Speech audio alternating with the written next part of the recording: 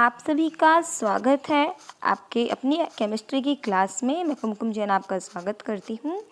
आज हम chapter 3 electrochemistry में टॉपिक पढ़ेंगे मानक hydrogen electrode. It means standard hydrogen electrode, जिसे हम SHE भी कहते हैं। आइए पढ़ते हैं।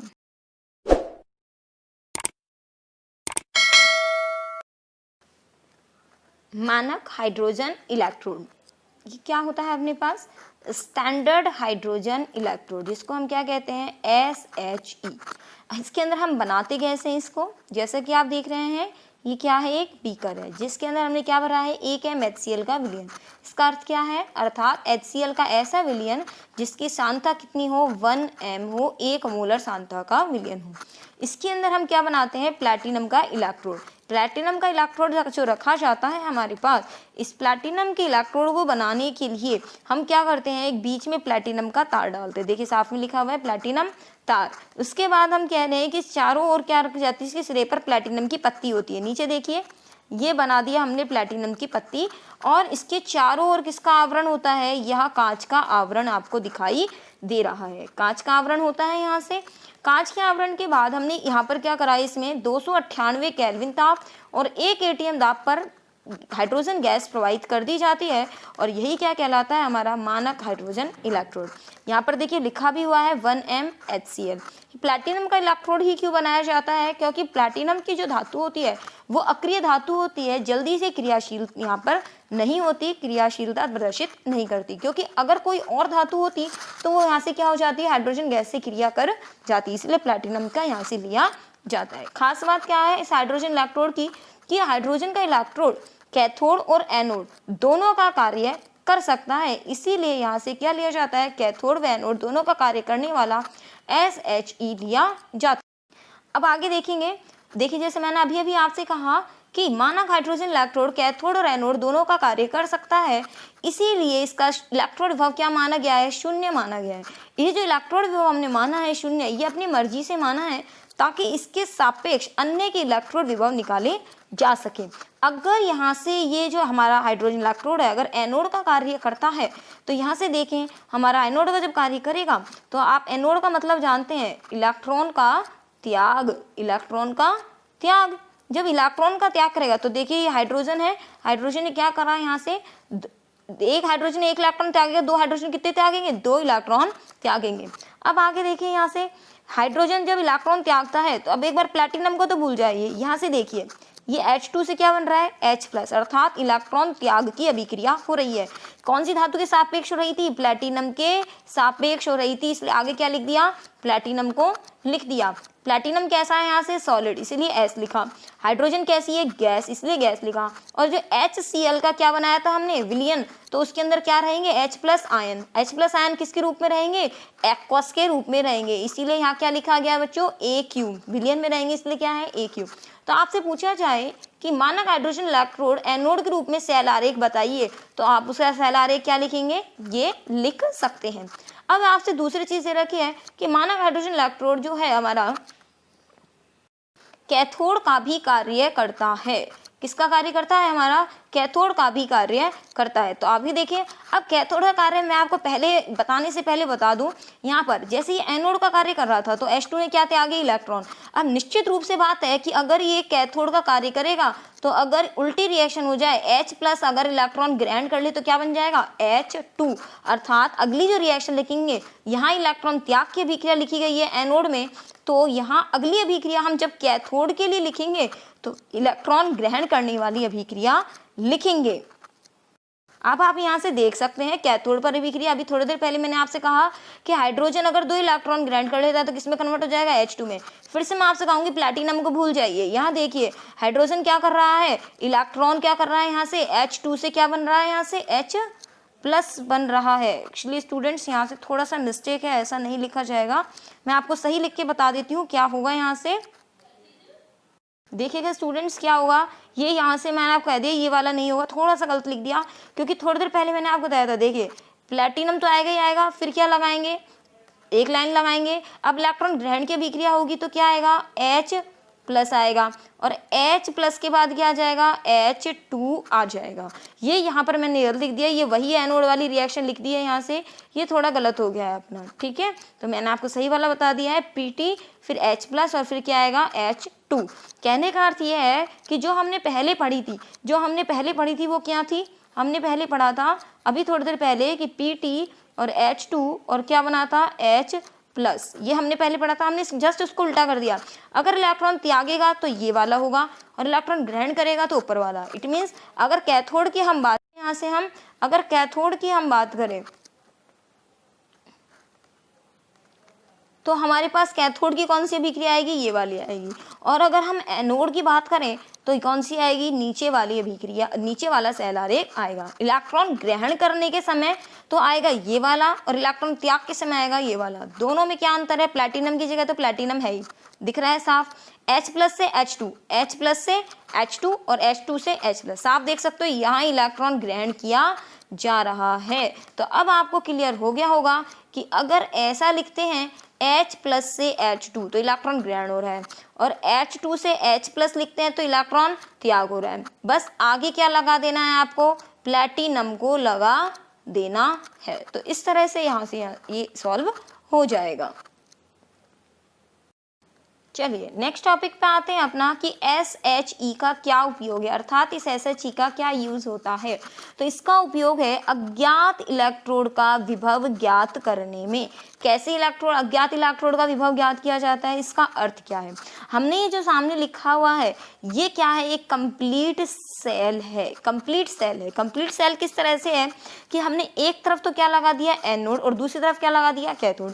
याद कीजिए हमने डेनियल सेल पढ़ा था जिसमें एक तरफ जिंक का था और दूसरी तरफ क्या था, कॉपर।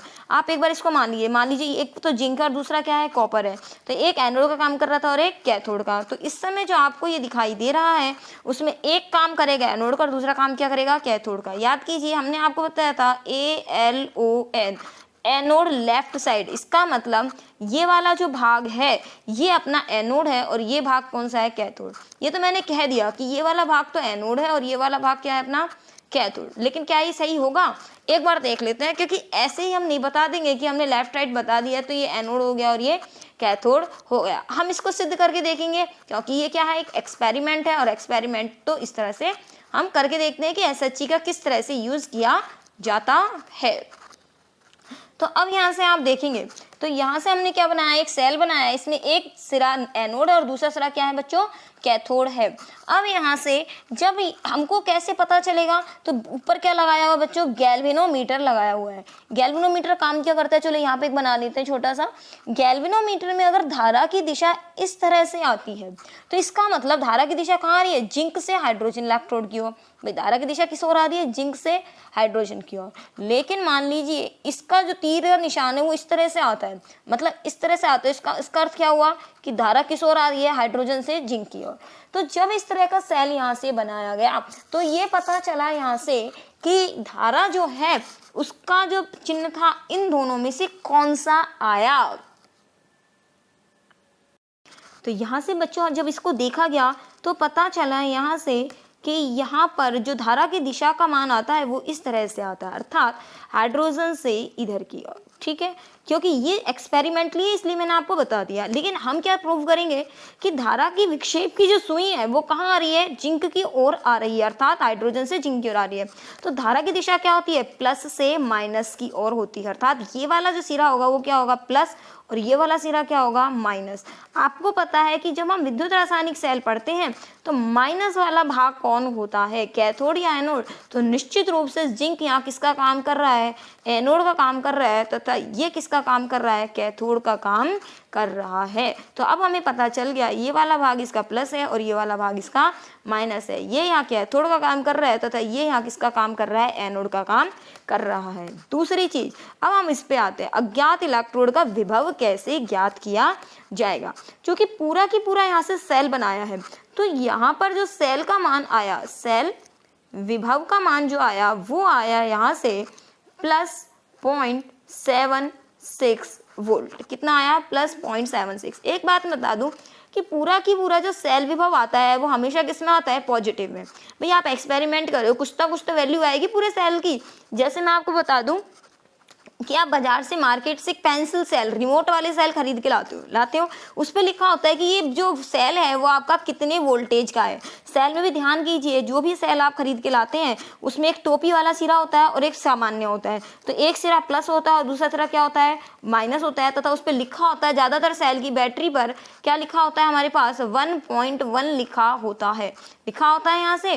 तो ये मैं आपको यही चीज़ बताना चाह रही हूँ कि जो 1.1 हमारे पास लिखा होता है बच्चों, ये 1.1 की हम बात कर रहे हैं, वो क्या बताता है, उसका सेल विभव। इसी प्रकार से इस पूरे सेल का भी सेल विभव कितना प्राप्त हुआ, ये मैंने आपको बता दिया। जिंक के साथ कितना प्राप्त हुआ, प्लस 0.76।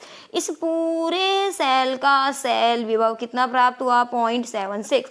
अभी मैंने थोड़ी देर पहले बताया कि हाइड्रोजन का इलेक्ट्रोड विभव कितना माना जाता है, 0 माना जाता है। अब आपसे कह दे कि जिंक के इलेक्ट्रोड विभव का मान बताइए कितना होगा, तो आप खुद सोच के देखिए। पूरे का तो कितना है, प्लस 0.76, ठीक है, और इसका कितना है, 0 है। तो ये कुछ प्लस माइनस करके निकाला जा सकता है, तो बिल्कुल निकाल दीजिएंगे हम। यहाँ से देखेंगे किस तरह से हम निकाल सकते हैं इस चीज़ को।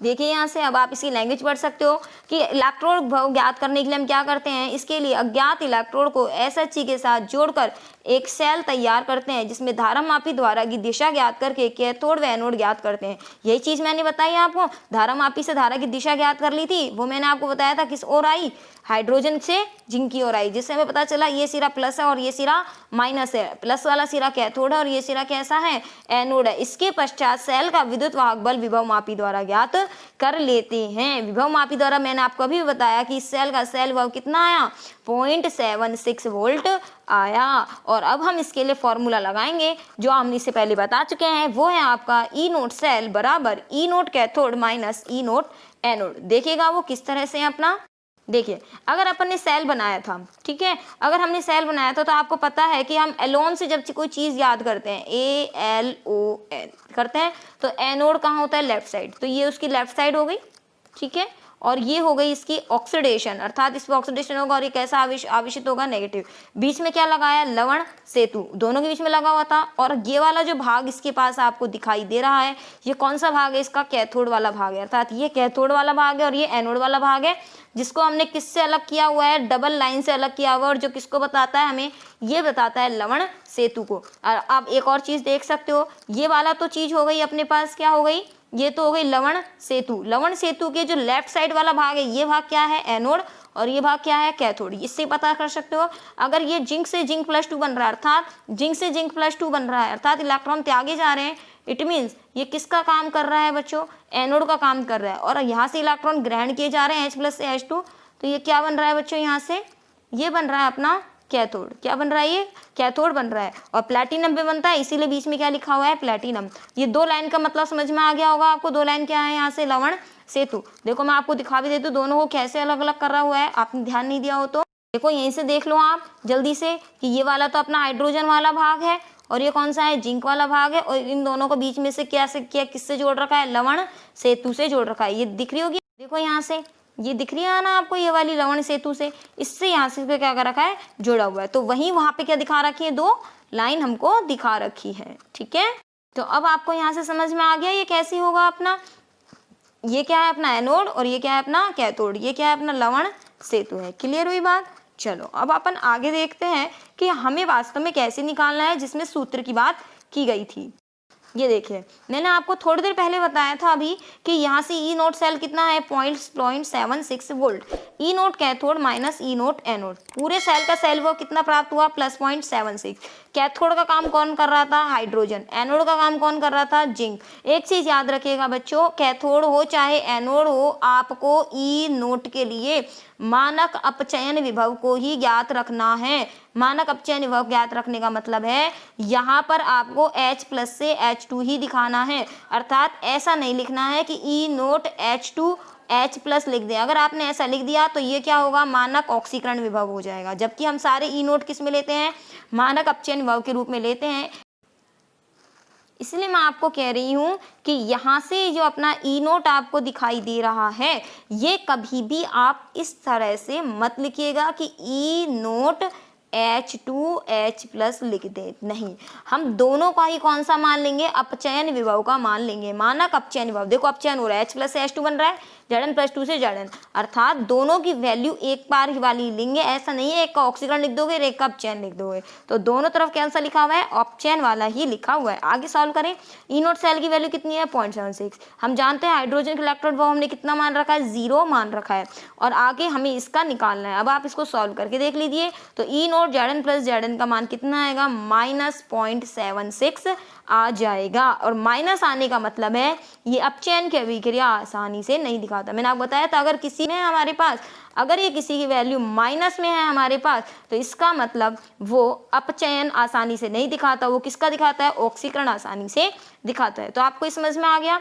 चलिए अब हम एक ऐसा एग्जाम्पल लेते हैं जिसमें हम किसका निकाल सकें कि वो कैथोड का नहीं, जिस इसमें तो इसमें हाइड्रोजन किसका काम कर रहा है बच्चों, कैथोड का काम कर रहा है। अब हम एक ऐसा लेंगे जिसमें हाइड्रोजन किसका काम करे, एनोड का काम करे। देखिए यहाँ से किस तरह से अपना, यदि कॉपर का इलेक्ट्रोड विभव ज्ञात करना हो तो निम्न सेल बनाते हैं। देखिए आपको, अब आप देखेंगे मैंने आपसे कहा यहाँ से कि हमने हाइड्रोजन, अब आपको कैसा दिख रहा है ये हाइड्रोजन, देखो इस ओर की तरफ ध्यान दीजिएगा, केवल इसका ध्यान दीजिएगा। मेरे को ये बताओ यहाँ से आपको जो दिख रहा है कि H2 से क्या बन रहा है, H+ बन रहा है, ऑक्सीकरण हो रहा है कि अपचयन, H2 से H+, निश्चित रूप से यहाँ क्या हो रहा है, ऑक्सीकरण हो रहा है, इलेक्ट्रॉन त्यागे जा रहे हैं। अर्थात ये हिस्सा जो हाइड्रोजन का है वो किसका काम कर रहा है, एनोड का काम कर रहा है, जबकि ये वाला जो इसके पीछे वाला जो हिस्सा है वो किसका काम कर रहा है, यहाँ से ये कैथोड का काम कर रहा है। कैसे, आपको कैसे पता चल रहा है ये कैथोड का काम कर रहा है, यहाँ से दोबारा देख लीजिए, यहाँ से Cu+2 से क्या बन रहा है, Cu, अर्थात इलेक्ट्रॉन ग्रहण किए जा रहे हैं, और H2 से क्या बन रहा है, H+, अर्थात इलेक्ट्रॉन त्यागे जा रहे हैं। इस पूरे सेल का सेल विभव कितना आया, +0.34 वोल्ट आया। ये एक चीज ध्यान रखना, हमेशा किसी भी सेल का इलेक्ट्रोड विभव किस में आएगा, पॉजिटिव में आएगा। जैसे इसका कितना आ रहा है, 0.34 वोल्ट, किसका आ रहा है, प्लस का। अगर आपने माइनस का दिखा दिया इसका मतलब अभिक्रिया वहां पे गलत हो गई है। हमेशा सेल विभव किस में आएगा बच्चों, प्लस में ही आएगा। अब आगे देखिए, इसको सॉल्व कर दें न्यूमेरिकल को। आगे हमारे पास ई नोट सेल की वैल्यू कितनी है, +0.34, वो हमने लिख दी। आगे ई नोट कैथोड है, उसका वैल्यू कितनी अपने पास, कैथोड का काम कौन कर रहा है, कॉपर कर रहा है, तो कॉपर का लिख दिया हमने। और एनोड का काम कौन कर रहा है, हाइड्रोजन। यहाँ भी देखो अपचयन के रूप में ही लिखा है, ये देखो अपचयन के रूप में लिखा है, H+ से H2, Cu+2 से Cu, अर्थात यहाँ पर अपचयन वाली स्थिति को ही लिखना है, ऑक्सीकरण को नहीं लिखना है। अब आगे देखें, इसके अंदर हमारे पास वही हाइड्रोजन तो कैथोड चाहे एनोड किसके रूप में लेते हैं, 0, तो हमारे पास वैल्यू कितनी आ गई, +0.34 वोल्ट आ चुकी है। अर्थात कॉपर जो है यहाँ से Cu+2 जो है वो Cu में अपचयन आसानी से दिखाता है, क्योंकि क्या बन रहा है, यहाँ से प्लस हो रहा है, प्लस की वैल्यू यहाँ से आ रही है। तो मैं आशा करती हूँ आपको बच्चों यहाँ से समझ में आया होगा। मुझे कमेंट करके जरूर बताइएगा कि मैंने आपके लिए जो एक्स्ट्रा एफर्ट्स यहाँ से डाले हैं आज की वीडियो में वो आपको कैसे लगे। स्टूडेंट्स, आगे की वीडियो के लिए मिलते हैं अपन आगे डेज में हम नई वीडियो के साथ मिलेंगे।